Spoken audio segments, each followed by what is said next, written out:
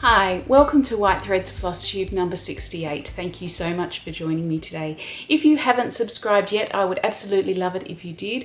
And I'd also really love it if you'd share these videos with your stitchy friends on Facebook or in your stitching groups, or just email your friends that you think would be interested in this.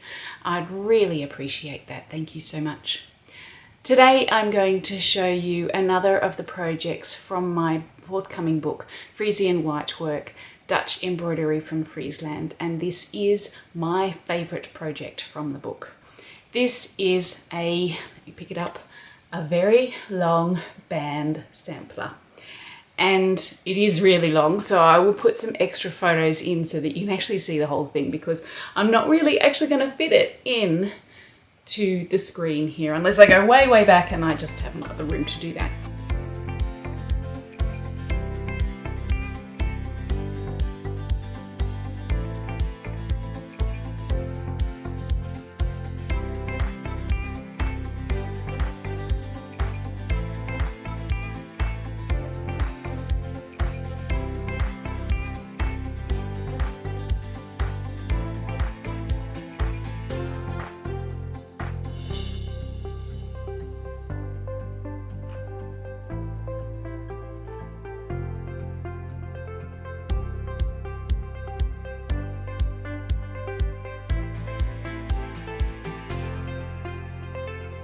So this is a project that really shows you what Frisian Whitework is all about.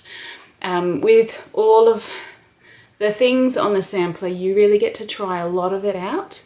There are so many different stitches and ways that they're used on here, and all of these are typical from the embroidery, the historical embroideries that I studied when I went to Leeuwarden in Friesland in the Netherlands. It was about 3 or 4 years ago now, 3 years ago I think. And I went and visited the Friesland Museum there, and I spent a fabulous 2 days with one of the curators, Hinneke Arnolli, and she has since retired and someone else has taken over her job. But she was so knowledgeable, and it was just wonderful to share that time with her, talking about textiles. Her specialty was knitting, so we talked a lot about knitting, and it was just a lovely 2 days looking at all of the embroideries. Well, probably wasn't all of the embroideries that they had in the style, but many of them. And so I saw sampler after sampler after sampler after sampler, and shirt after shirt after shirt after shirt, and there were some cloths as well. And it was just an amazing experience to go and do that. And that's one of the things that I really love about writing my books, is going and see the historical work in the context that they were made, and speaking to the people there. Now, Hinneke hadn't actually made it herself, obviously. These were historical pieces, and she doesn't do the embroidery, but she had an awful lot of knowledge, and it was fabulous to learn from her.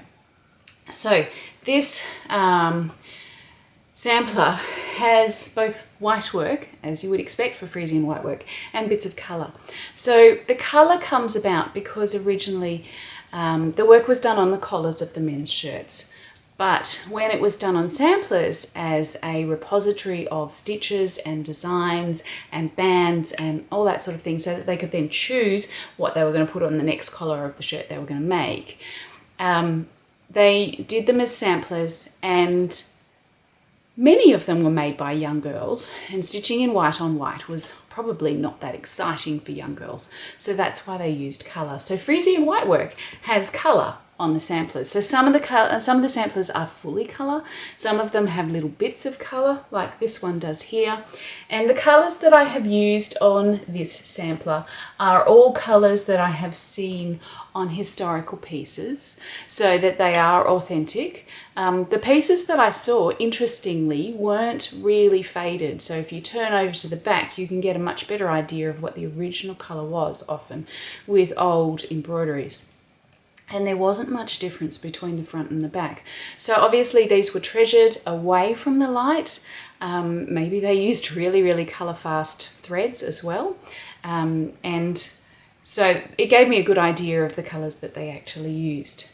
So we start off here and we've got some very thin bands, and these would have been used on the early collars. And as time went on, the collars got wider and wider, and the things on them got more and more elaborate. So you can also see some of the motifs that they would use. There's hearts. They do a lot of eyelets. There are little flowery things. This is top winder stitch here, interspersed with satin stitch. These are all bullions and they're lovely. Then we've actually got some figurative things here, some animals, which they often used, and there's two people there as well. There's a vase and there's some leaves, and then we keep going, and so you can see the many styles that they worked with. Here we've got some birds, and the birds came much later. They were common in other styles of embroidery earlier, so the pattern books that came from various parts of Europe had birds, but they weren't using them yet in Frisian Whitework, and then eventually they introduced them. And you can see how that they can come in different sizes and slightly different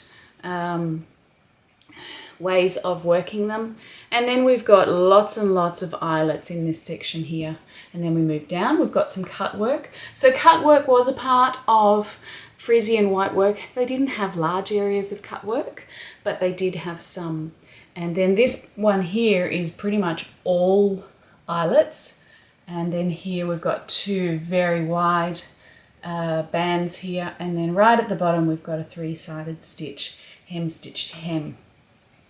So I absolutely loved making that.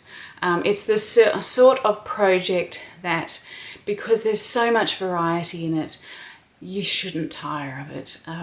If you get sick of doing one band, you can move on to the next and then come back to the other one later. And there's just so much of interest in this work. I've worked it on some linen banding from Valpel and Highlandbeck, which I will be selling to work the project on. And it was just a really lovely way of creating a beautiful, beautiful sampler. And this is the project that's on the front cover of the book as well. So you may have seen the front cover of the book. This is the project that's there. So I hope that's enticed you a little bit further.